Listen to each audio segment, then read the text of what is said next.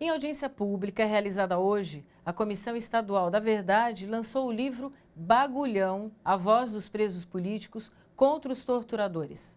Essa publicação foi produzida a partir de uma carta escrita em 1975 por 35 presos políticos que foram submetidos à tortura no cárcere.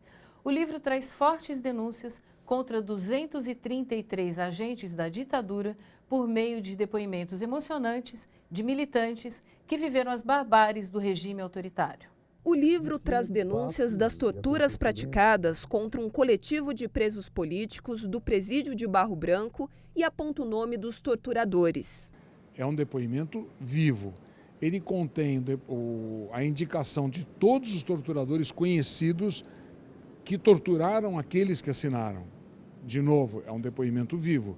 Então tem nomes de pessoas, por exemplo, Carlos Alberto Brilhante Ustra, é notório e conhecido torturador. Ele foi um dos que constou no depoimento, no documento, foi anunciado. Agora, tem vários outros que nós conhecíamos só o nome de guerra. A publicação foi baseada na primeira denúncia pública contra os agentes da ditadura militar. O documento começou a ser elaborado em 1969, mas só foi entregue em novembro de 1975 ao presidente do Conselho Nacional da OAB, a Ordem dos Advogados do Brasil. Os 35 presos assinaram esse documento, quer dizer, se colocaram muito em risco a sua própria pele ali, porque estavam nas mãos da repressão.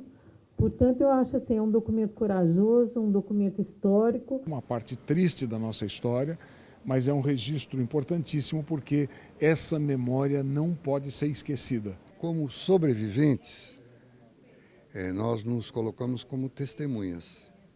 Testemunhas de assassinatos e de perseguição política que se fazia naquele momento. A Comissão Estadual da Verdade Rubens Paiva vai utilizar o documento na investigação contra os crimes na ditadura militar. Documento muito forte porque é um documento vivo, um documento que não é a posteriori, é um documento da época. Isso é fundamental para embasar o que nós estamos procurando na Comissão da Verdade. São centenas, algumas centenas de nomes que nós precisamos de resgatar, complementando esse processo. A memória puxando ao resgate da verdade e preparação da justiça que ainda não foi realizada no Brasil. Era preciso que a sociedade condenasse a tortura formal e conscientemente. Só quem viveu aquele período e sentiu na pele o que foi sofrer com as torturas, com o desaparecimento de colegas, com as perseguições e com a impunidade dos agentes da repressão, pode descrever aquela situação. Por isso eu vou conversar aqui no estúdio do Seu Jornal com o Manuel Cirilo, que é um dos signatários daquela histórica carta publicada agora em forma de livro. Boa noite, bem-vindo aqui no Seu Jornal, Manuel. Boa noite a você e a todos os espectadores. Como é para você agora? Bom, você ficou quantos anos preso? Fiquei 10 anos. Faltaram 9 dias para que fosse um número redondo. Bom, e como é para você hoje ver essa carta publicada? Para mim é de uma importância fantástica, né? E mostra tudo que de fato aconteceu nesse país. Primeiro, a nossa vitória. Eu acho a vitória do povo brasileiro fantástica. Está completa? Não. A gente precisa avançar ainda mais. A gente precisa acabar, por exemplo, com a matéria anterior, com a PM. Quando nós entramos na ditadura, não existia polícia militar. Era força pública. Olha como o nome soa muito melhor, muito menos agressivo e repressivo do que polícia militar, né? Militar faz guerra, né? E hoje tem um movimento forte pela desmilitarização da polícia. Desmilitarização da polícia. De alguma forma isso tem que acontecer. E pela efetiva e ampla democratização do país. Mas o estágio que nós estamos, então a Assembleia, a Comissão da Verdade da Assembleia Legislativa de São Paulo publicar essa denúncia é maravilhoso, fantástico e importantíssimo. Por quê? Porque a gente está nesse processo de busca da verdade, não é verdade? Saber o que aconteceu, tentar responsabilizar os cidadãos, tal, e coisa que a gente vem fazendo desde 1975. Quer dizer, Como é que vocês conseguiram escrever essa carta dentro da prisão? Em 1975, a repressão era fortíssima. era fortíssima, mas já estava meio que se degringolando. A ditadura já estava meio que se esfacelando, tal.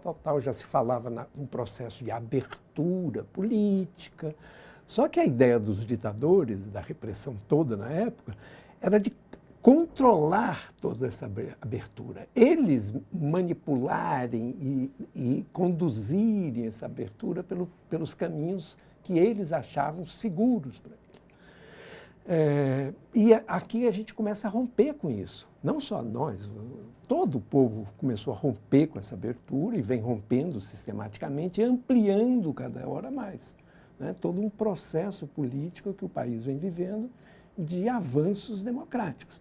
Só que falta democratizar muita coisa, democratizar a segurança pública, a polícia, a justiça, né? A terra. Falta democratizar muita coisa. E aí, no livro, vocês descrevem formas de tortura e dão nome aos torturadores. Exatamente. E aonde nós fomos torturados, tal, a gente meio que desmascara, né? Meio que desmascara essa história de que a tortura era um acidente de percurso da ditadura, que era uma coisa que acontecia nos porões da ditadura. Não é bem assim. A gente meio que mostra que era o alicerce, se é para comparar com casa, com porão, era mais efetivo comparar com alicerce, era a base da ditadura, era a repressão. Bom, nós já temos que encerrar, Manuel. Esses vocês identificaram e estão muitos ainda vivos aqui, impunes. Nós denunciamos, identificamos, assinamos essa denúncia e nós tínhamos uma residência fixa e conhecida, que era o presídio do Barro Branco. Nós estávamos na mão deles. E não foi feito um A, nem contra a gente, foram feitas ameaças anônimas. Mas não foi feito nenhum inquérito, nada se abriu, nada se apurou. Né? Mas hoje a coisa está caminhando mais. Ok, muito obrigada por sua participação aqui e parabéns pela luta. Que é isso, parabéns ao povo brasileiro. Muito obrigada.